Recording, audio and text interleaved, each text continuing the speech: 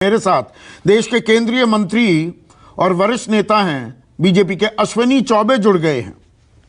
और चौबे साहब, बजट पेश हो गया है तो बहुत अच्छा ही कहेंगे कि बहुत अच्छा बजट पेश हुआ। जी हाँ। क्या अच्छा था इसमें? तीन बड़ी बातें क्या दिखाई दी आपको बजट में? सचमुच में आज का जो बजट पेश हुआ है वो आम आदमी के आकांक्षाओं के अनुरूप बजट है। और सचमुच में आजादी के अमृत महोत्सव का ये अमृत बजट है, जो कोरोना के कालखंड में समुद्र मंथन से अमृत उत्पन्न हुआ है, अमृत आया है ये अमृत बजट के रूप में।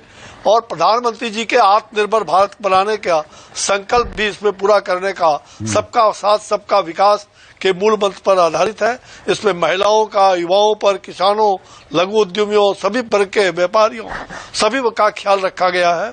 और मुझे लगता है कि अन्य देशों की तुलना में भारत की अर्थव्यवस्था काफी मजबूत रही है और 22-23 के इस बजट से अर्थव्यवस्था और भी मजबूत होगी। तो सबका साथ सबका विकास किया गया है। एक एक करके अश्विनी चौबे, अश्विनी चौबे जी, एक एक करके बात करते हैं ना। आम आदमी नौकरी पेशा, मैं नौकरी पेशा हूँ, 2 साल से हम संकट काल झेल रहे हैं, ये कोरोना काल, मेरी आमदनी कम ही हो रही है। मैं उम्मीद लगाए बैठा था इनकम टैक्स में कुछ राहत मिलेगी, स्लैब बढ़ा दिए जाएंगे या एग्जेम्पशंस कुछ और बढ़ा दी जाएंगी, वो हाउसिंग लोन पर हो, 80C 80D में। मुझे कोई राहत नहीं मिली। ये बात मानेंगे?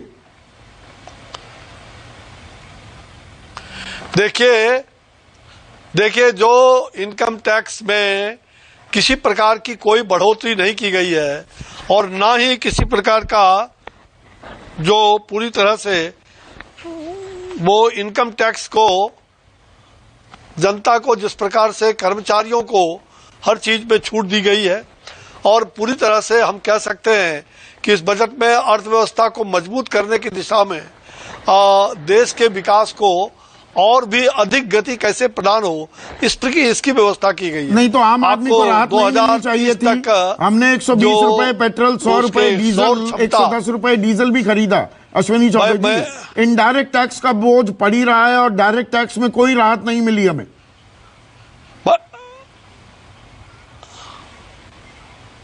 नहीं, डायरेक्ट टैक्स में हर प्रकार का राहत लोगों को प्रदान हो रहा है और उसमें कहीं कोई बढ़ोतरी नहीं की गई है। अच्छा, इसलिए उसको कंफ्यूज होने का सवाल नहीं है। ना, मैं बिल्कुल ये कह रहे हैं मतलब आपने हमें ये राहत दे दी कि बढ़ाए नहीं टैक्स। इकोनॉमी को ग्रीन इकोनॉमी की ओर ले जा रहा है। हाँ।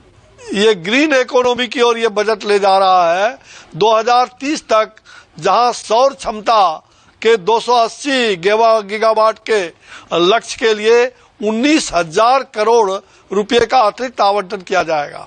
अर्थव्यवस्था में जो प्रधानमंत्री जी ने ग्लासगो कॉन्फ्रेंस में रखा था, वो उन्होंने जो कार्बन फुटप्रिंट की बात कही थी, उसके पहल से कम करने के लिए सार्वजनिक क्षेत्र में उसकी परियोजनाओं में सॉवरेन ग्रीन बॉन्ड जारी किए जाएंगे। ये सबसे बड़ी बात है।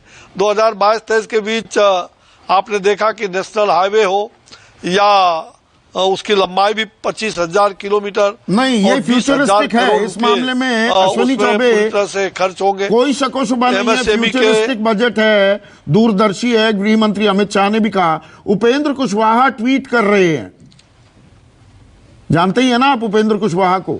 वो कह रहे हैं बिहार को विशेष राज्य का दर्जा देने को लेकर इस बजट में कुछ नहीं कहा गया। हाँ, क्या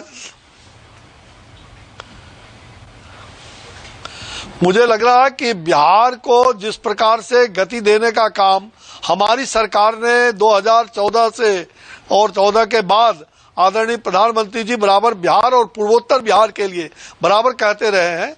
और ये तो दोनों ही नेतृत्व बैठ करके आपस में विचार करते रहेंगे।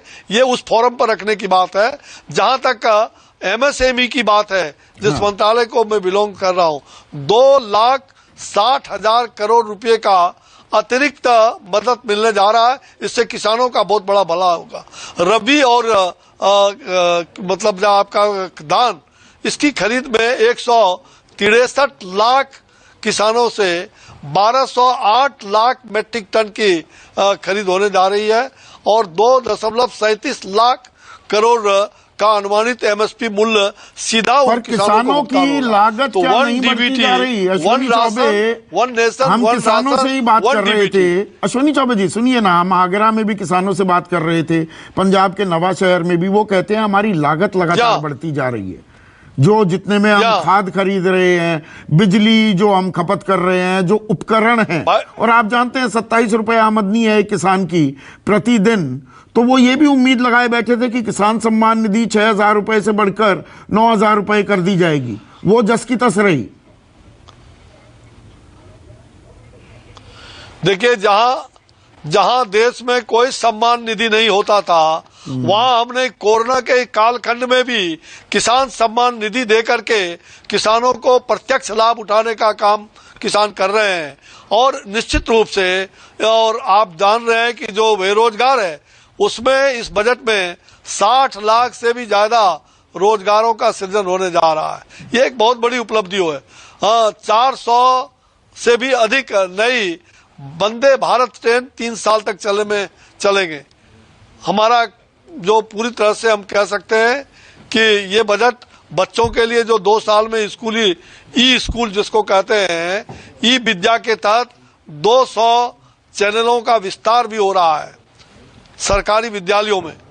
ये पूरी तरह से ये सभी तबके का ख्याल रखा गया है और सभी वर्ग का ख्याल रखते आपने हुए 60 लाख रोजगार की बात की, अश्विनी चौबे, क्या आप ये मानते हैं कि बेरोजगारी इस कोरोना काल में एक बड़ी समस्या बनकर उभरी है और बेरोजगारी के मुद्दे पर, इस फ्रंट पर और भी कुछ कदम उठाने की जरूरत है सरकार को?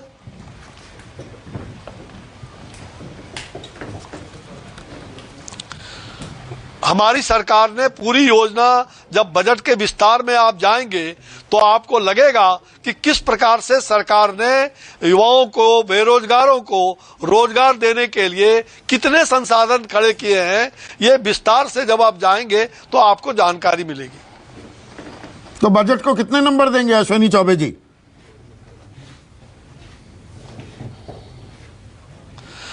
भाई, बजट तो ये मैंने पहले कह दिया कि आजादी के अमृत महोत्सव के दौरान ये अमृत बजट है और अमृत का कोई कीमत नहीं होता है।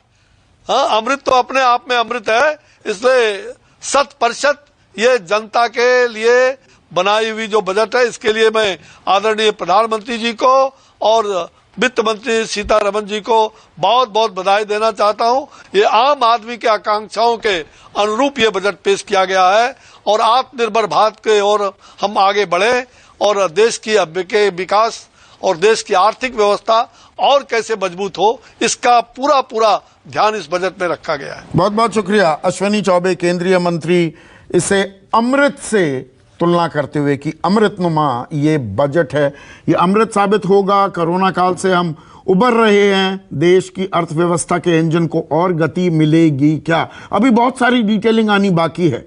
एंड एज दे से the devil lies in the details. अभी और डिटेल्स भी आएंगी, उस पर भी चर्चा करेंगे। मैं एक छोटा सा नमस्कार, मैं हूं मानक गुप्ता।